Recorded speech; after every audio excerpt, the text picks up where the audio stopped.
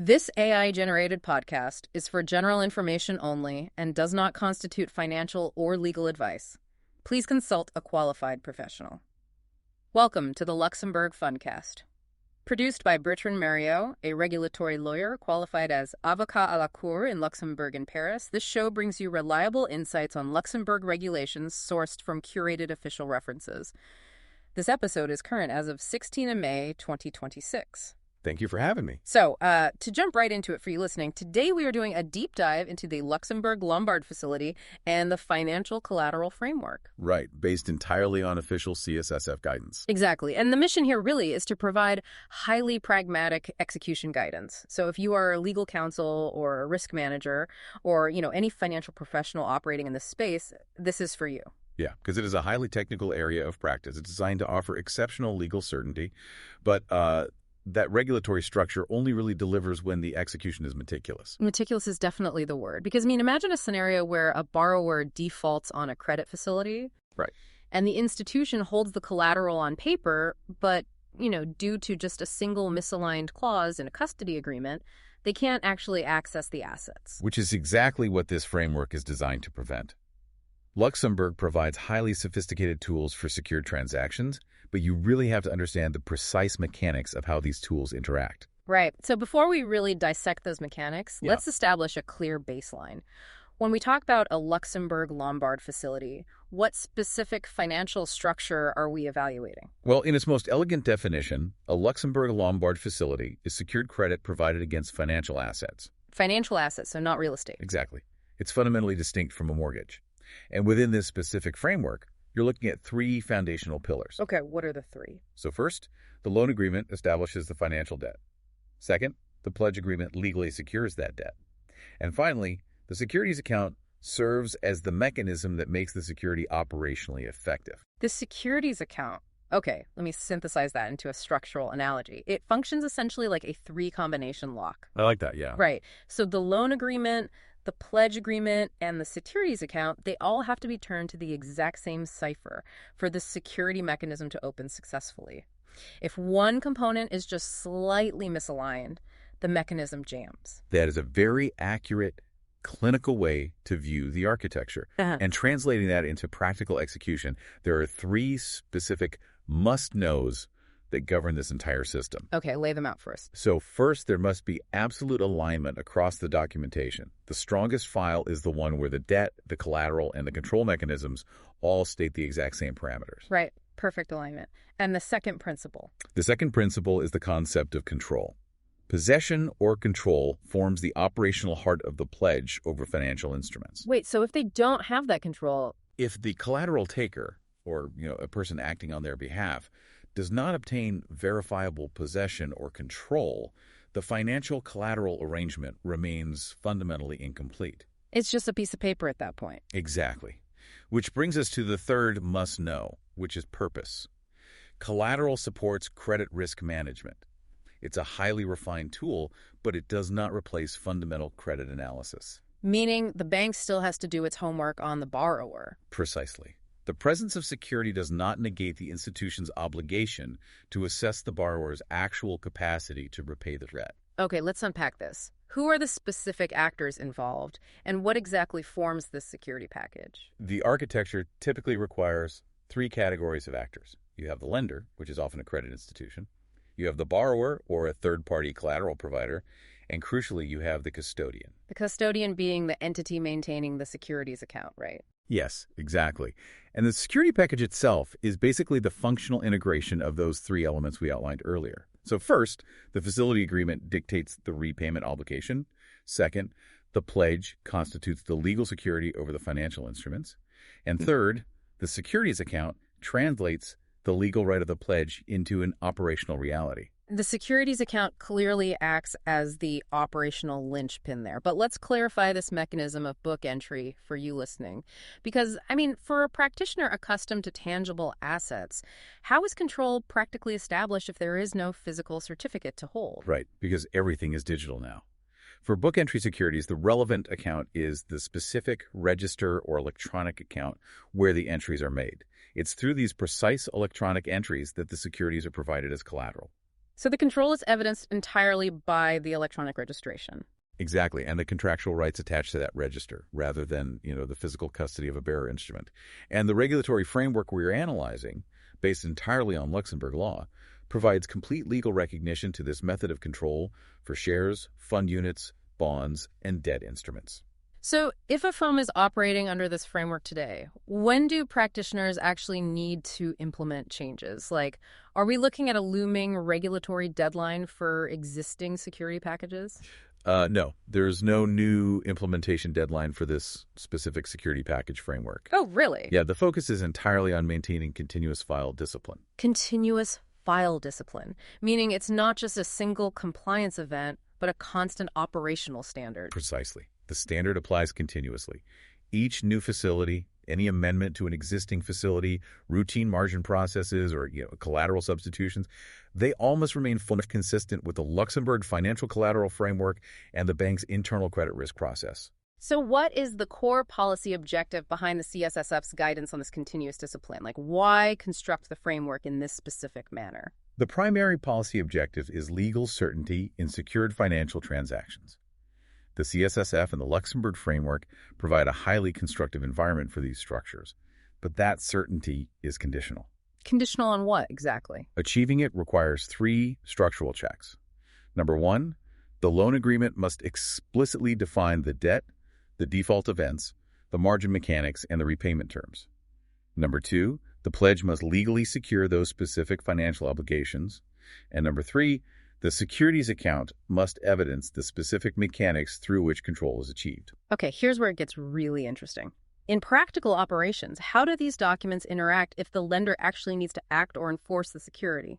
Suppose a firm constructs a legally sound pledge, but the custodian arrangement inadvertently requires the defaulting party to authorize the release of the assets during an enforcement event. Well, if the lender needs to ask the borrower for permission to execute the pledge, or if the custodian requires additional authorization from the defaulting party, the security architecture has failed. Wow, so it has to be seamless. Yes, the documentation must be structured to operate without requiring a fresh consent step.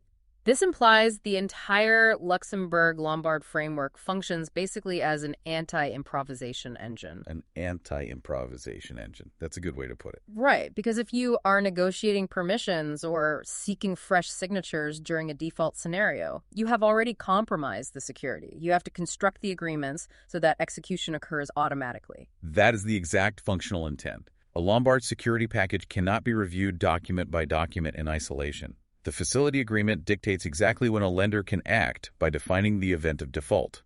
The pledge makes the subsequent action legally available, and the arrangement with the custodian allows that action to proceed immediately. Without any fresh consent from the borrower. Right, without any fresh consent step. Assuming the consent is perfectly established up front, what are the specific legal routes available for enforcement under this framework?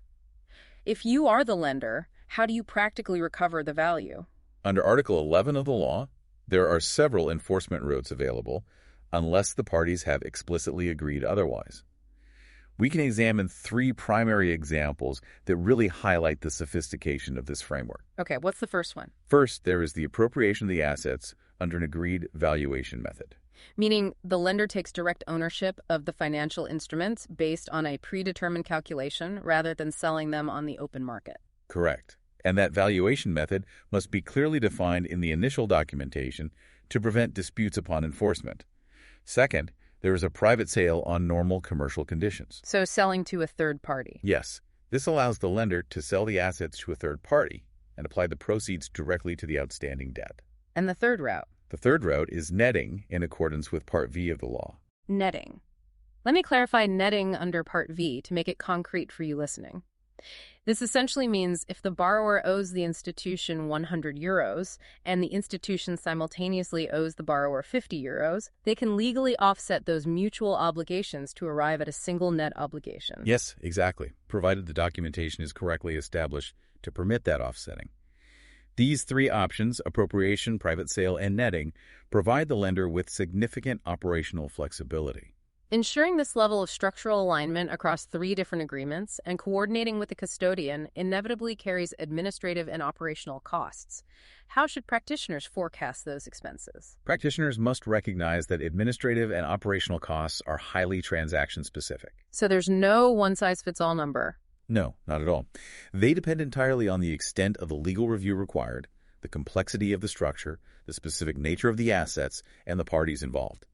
Each Lombard file requires a tailored approach to ensure that the legal review, bank processing, and custody charges align with the specific operational requirements. Let me challenge the underlying credit logic here for a second.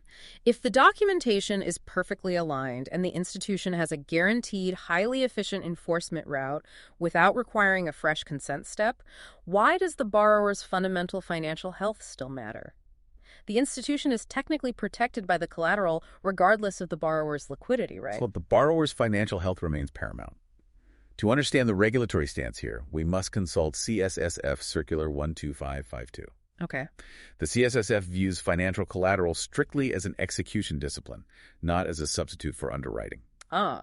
You cannot bypass fundamental credit fundamentals simply because your recovery mechanism is highly efficient. Exactly. CSSF Circular 12552 governs central administration, internal governance, and risk management. It explicitly requires that each credit risk-taking be subject to a written analysis. And what does that analysis have to cover? It must thoroughly cover the debtor's creditworthiness, the repayment plan, and the borrower's repayment ability over the entire period of the borrowing. Right. So the regulatory mandate separates the probability of default from the loss given default. The collateral minimizes the loss, but the institution must still assess the probability that the borrower will default in the first place. That is exactly the correct regulatory interpretation. A credit decision cannot be based on an exclusive analysis of collateral or other credit risk mitigation techniques. The collateral is a safeguard. It's a highly reliable mechanism for recovery provided by Luxembourg law. But not the primary strategy. Right. The primary expectation must always be that the borrower can service the debt through their own financial capacity. This dual requirement really reinforces the stability of the financial system. The institution ensures comprehensive risk management by securing the pledge, but the initial decision to lend rests on sound economic merits.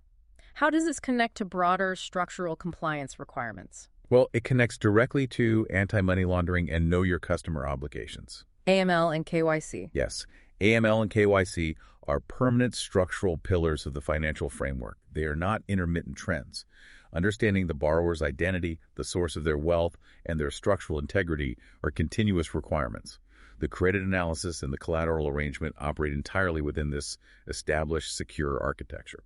Given that the mechanics of the securities count and settlement timing are so vital to this control, are there any confirmed operational milestones on the horizon? How will upcoming market shifts affect this continuous discipline?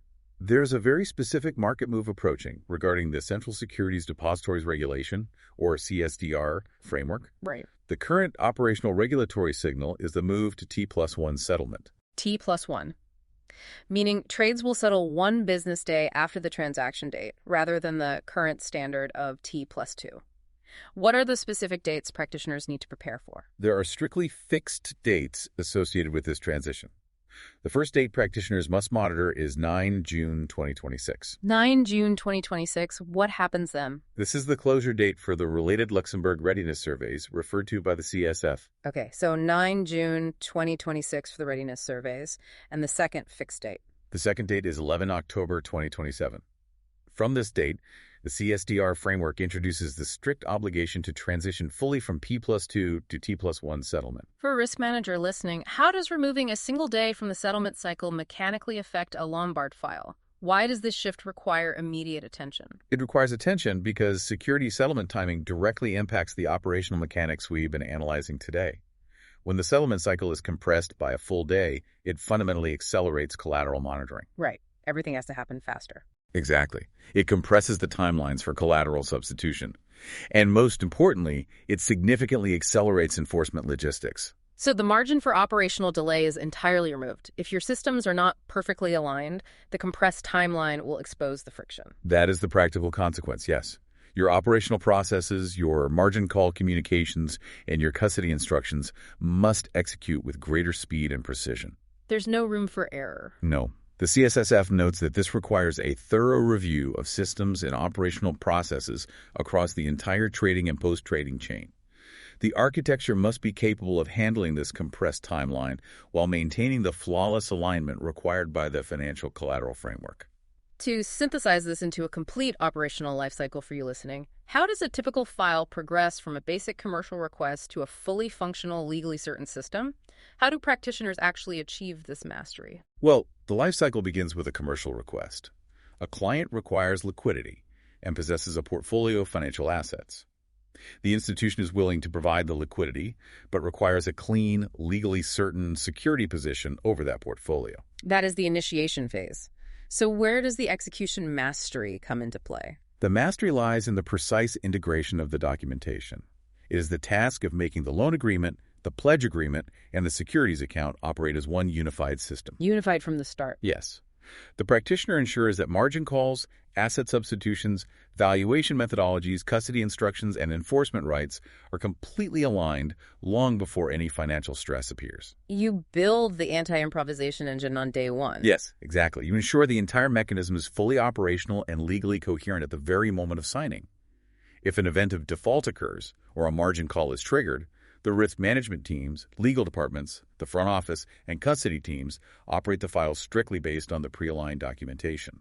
Nobody is scrambling to figure out what to do next. No, the system functions efficiently, preventing any need for operational improvisation. It becomes a file that is not only legally coherent, but commercially usable and highly efficient to manage.